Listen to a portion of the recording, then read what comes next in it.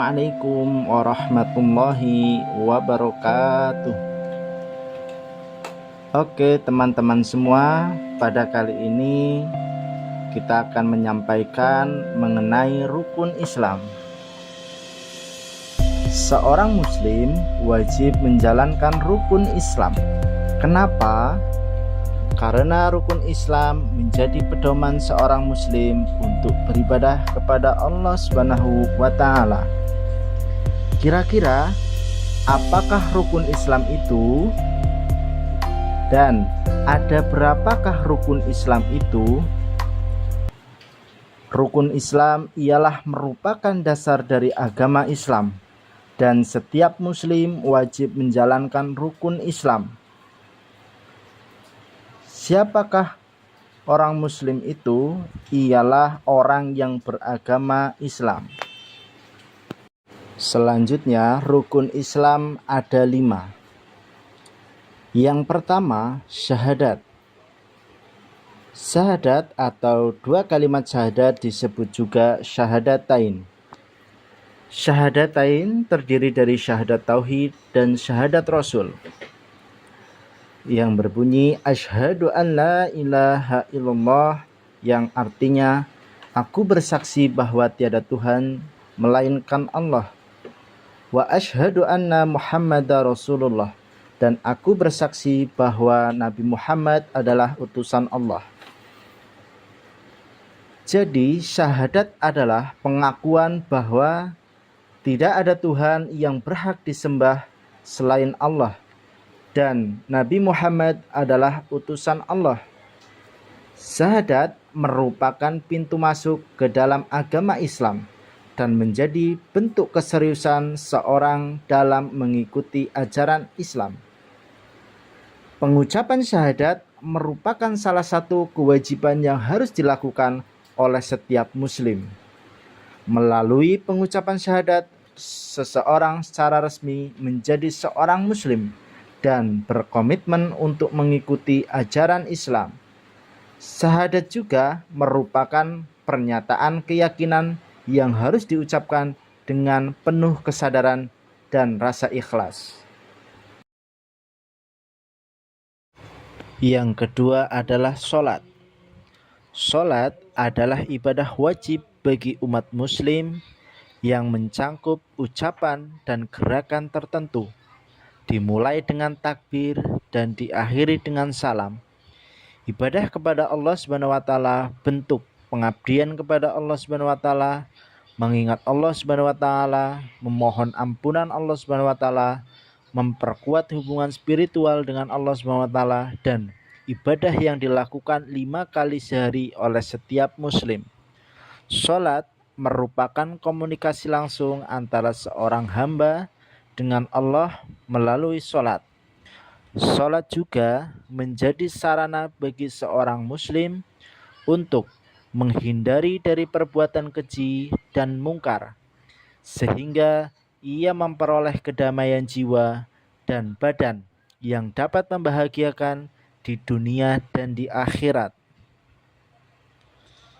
Allah mensyariatkan bahwa untuk melaksanakan sholat, setiap muslim harus menyucikan dirinya terlebih dahulu, melalui dari suci badan, pakaian, dan tempat yang digunakan untuk sholat.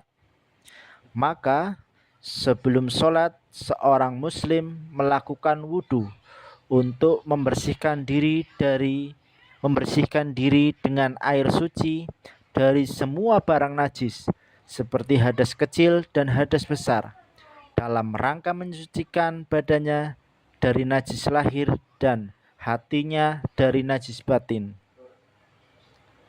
Sholat merupakan tiang agama. Ia sebagai rukun terpenting Islam setelah 2 kalimat syahadat. Seorang muslim wajib memelihara semenjak usia baligh atau dewasa hingga mati. Ia wajib memerintahkannya kepada keluarga dan anak-anaknya semenjak usia 7 tahun dalam rangka membiasakannya. Allah berfirman dalam Quran surat An-Nisa ayat 103 yang artinya sesungguhnya salat itu adalah kewajiban yang ditentukan waktunya atas orang-orang yang beriman. Quran surat An-Nisa ayat 103. Salat wajib bagi seorang muslim dalam kondisi apapun hingga pada kondisi ketakutan dan sakit. Seseorang menjalankan sholat sesuai kemampuannya, baik dalam keadaan berdiri, duduk, maupun berbaring. Bila ia tidak mampu kecuali sekedar dengan isyarat mata atau hatinya, maka ia boleh sholat dengan isyarat. Rasulullah Shallallahu Alaihi Wasallam mengabarkan bahwa orang yang meninggalkan sholat itu bukanlah seorang muslim, entah laki-laki atau perempuan. Terdapat 5 waktu sholat untuk pelaksanaannya, yaitu sholat subuh, sholat zuhur, sholat asar, sholat maghrib, dan sholat isya. Adapun waktunya, yang pertama, waktu sholat subuh dimulai dari munculnya fajar sidik di ufuk timur dan berakhir saat terbit matahari. Tidak boleh menunda sampai akhir waktunya. Yang kedua, waktu sholat zuhur dimulai dari condongnya matahari hingga sesuatu sepanjang bayang-bayangnya. Yang ketiga, waktu sholat asar dimulai setelah habisnya waktu sholat zuhur hingga matahari menguning. Yang keempat, waktu sholat maghrib dimulai setelah terbenamnya matahari dan berakhir dengan lenyapnya senja merah. Yang kelima, waktu sholat isya dimulai setelah habisnya waktu maghrib hingga akhir malam. Yang ketiga, zakat. Zakat adalah kewajiban memberikan sebagian harta kepada orang yang berhak menerima. Zakat merupakan bentuk solidaritas sosial dan cara untuk membersihkan harta dari sifat kikir dan keegoisan. Melalui zakat, seorang muslim belajar untuk berbagi dengan sesama dan menjaga keadilan sosial. Zakat memiliki tujuan untuk mengurangi kesenjangan sosial dan membantu kaum yang membutuhkan.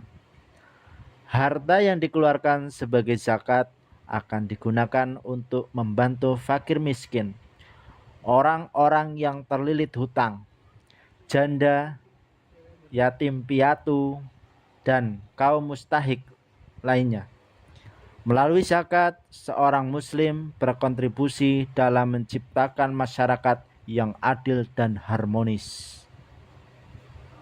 Zakat merupakan kewajiban yang dikeluarkan pada harta orang yang memiliki kelebihan. Ada beberapa jenis zakat, yaitu zakat fitrah yang dikeluarkan pada bulan Ramadan. Ada juga zakat mal, yaitu zakat yang dikeluarkan berdasarkan hasil niaga atau penghasilan. Jumlah zakat fitrah yang wajib diserahkan kurang lebih 2,5 kg atau bisa digantikan dengan uang yang setara dengan harga 2,5 kg beras. Dan untuk zakat mal bisa memperkirakannya dengan menyerahkan 2,5% dari harta yang diperoleh dari penghasilan kita. Allah berfirman dalam Quran surat Al-Baqarah ayat 43. Wa aqimus shalah wa atuz zakah wa arka'u ma'ar rakiin. Dan dirikanlah sholat serta tunaikan zakat dan rukulah bersama orang-orang yang ruku. Yang keempat yaitu puasa. Puasa adalah menahan diri dari makan, minum, dan segala perbuatan yang membatalkan puasa. Dari mulai terbit fajar hingga terbenamnya matahari. Puasa dilaksanakan selama 1 bulan penuh di bulan Ramadan sebagai bentuk pengendalian diri dan pengingat akan penderitaan yang dialami oleh orang-orang yang kurang beruntung. Puasa memiliki makna spiritual yang dalam. Selama puasa, seorang muslim berusaha meningkatkan ketakwaan dan menjauhi segala bentuk dosa. Puasa juga merupakan waktu untuk introspeksi diri, memperbaiki hubungan dengan Allah SWT, dan memperbaiki hubungan dengan sesama manusia. Selain itu, puasa juga melatih ketahanan fisik dan mengajarkan kedisiplinan dalam menjalani kehidupan sehari-hari. Yang kelima, yaitu haji.